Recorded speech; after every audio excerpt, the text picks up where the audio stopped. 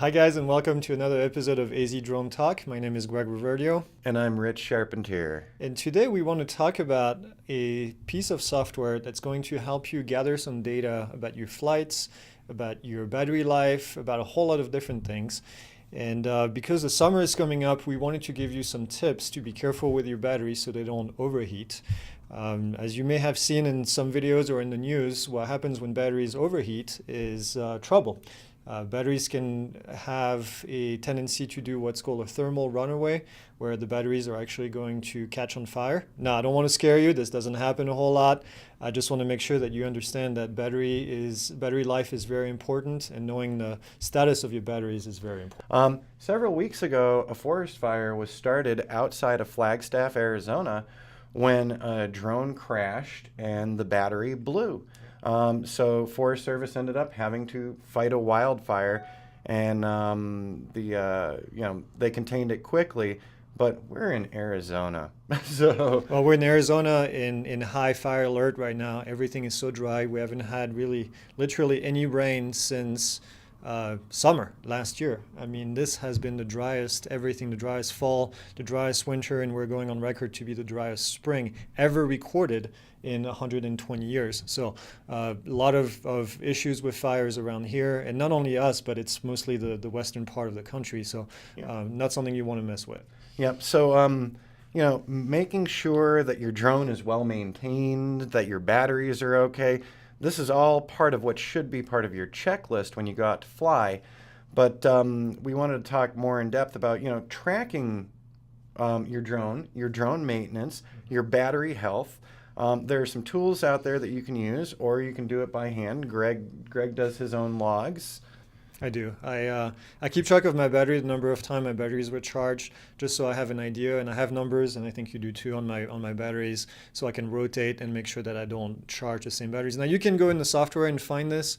I usually find it very simple. Right next to my charging station, I have a little page, a little log where I just put the date when I charge that battery. I don't only do it for my drone; I do it for all my camera equipment. I have a million other pieces of recording devices that I use, and I just want to keep track of battery. But talk to us about this tool. So I've got AirData up right now, and I'll make sure to copy some video of that over for you. So when I first started flying my Mavic Pro, I found AirData, and the name was different then. So they switched names since last year. But AirData.com is awesome because when my logs get uploaded, so when I'm tracking with my DJI Go 4 or even with my Litchi, that uploads as well. So all of these records get uploaded to AirData.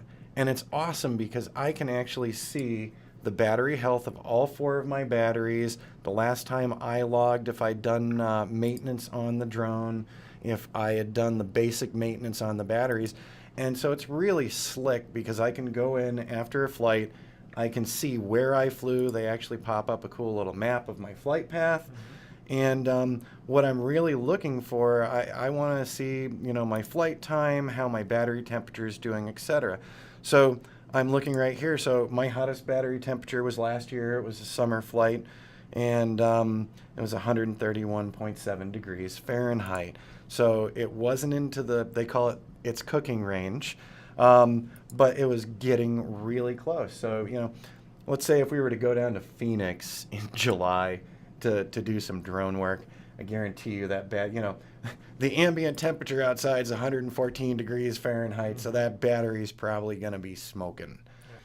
And you can also, by the way, check. So this is great piece of software for after the flight when you want to do some data analysis. If you want to look at it during your flight, remember that in the DJI Go 4 app, if you fly a DJI product, you can actually go and see the immediate temperature. Now, I'll give you an example. I flew on my way back from Canyon de Chelly. Canyon de Chelly is this beautiful place in northern Arizona. Well, actually, yeah, it is in Arizona, Yep. on the Navajo Nation. And on the way back, I stopped on the side of the road. Now, I had spent the night camping the night before, and it got pretty cold. It was sub 30 degrees the night that we were camping. Now, I didn't really have a place to put my drone, so I left it in my car. So early morning, I left, and on the way, the car was warming up, everything was warming up, but the batteries had spent the night outside, and they were cold. So I took off, and immediately, for the first time ever, and I've never seen that again, I got a warning that my battery was too cold. So I actually popped up immediately. I was just off the ground, so it really didn't go very far, but I left it right there off the ground, and I went into the app and I looked real quick and see my battery temperature, and sure enough, it was really cold. So I landed, took the batteries, all the batteries, put them in my pockets, went back inside, turned on the heat warmers and the seat warmers, and warmed up all the batteries and get them back in there. So remember, you have that tool available on DJI Go 4 that you can use to check the battery temperature. Yep, and then if you want to play with numbers, see your longest flight, your highest flight, your battery life, when the last time you did maintenance on your drone, if you keep up with it, AirData is awesome. They give you a free trial. I think it was a month when I signed up for it, so you're going to have to double check that. But you know, when my free subscription ended, It was worth it. I immediately broke out the debit card because I really liked having that information right at my fingertips. So I highly recommend airdata.com. It's good. So Greg just pulled it up. Actually, And, there's a free option that is not limited. The cheapest paid option after this is $3 a month. So we'll put that page up so you can see Yep. the pricing and obviously what you get out of it.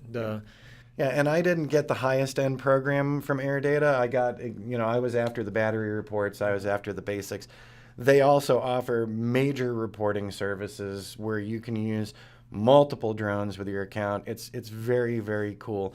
But if you're just starting out and you want to see how far you've flown, you can look in the DJI Go 4 app, or you can take a look on AirData, which is going to have all this other cool stuff. So if you're a numbers junkie, AirData is worth it. And remember too that the DJI Go 4 is only going to give you data when you flew in DJI Go 4. So if you use another app like Ground Station Pro, like Litchi or any other app, it's not going to count in your DJI Go 4. So this AirData thing has all the data in one place for all your different apps. Yeah, so Litchi does upload to it.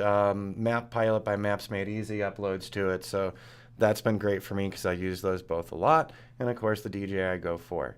But for me, the biggest one, I was saying to Greg this morning, I just pulled up because I wanted to look at my hottest battery temperature again.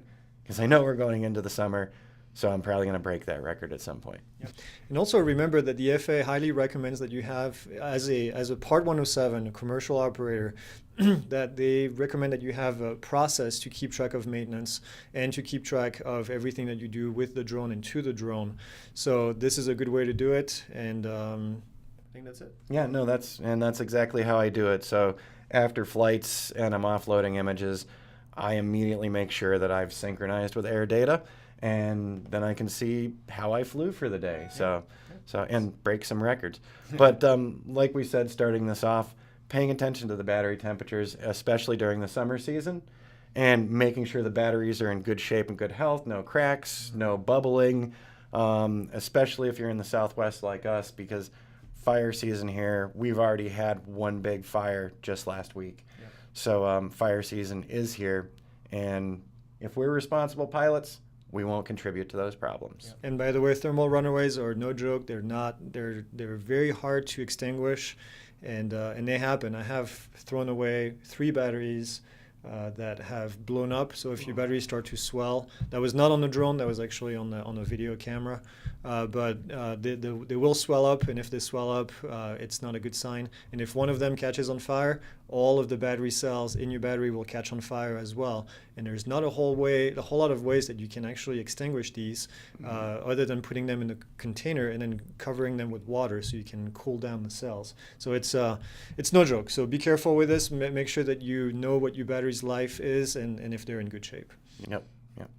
All right, we will see you guys on the next episode. And thanks for watching. Don't forget to like and subscribe. And if you have any ideas for topics, please leave them in the comment section, and then we'll discuss them. And be sure to pop by Greg's new Udemy training link. It's down below in the show notes.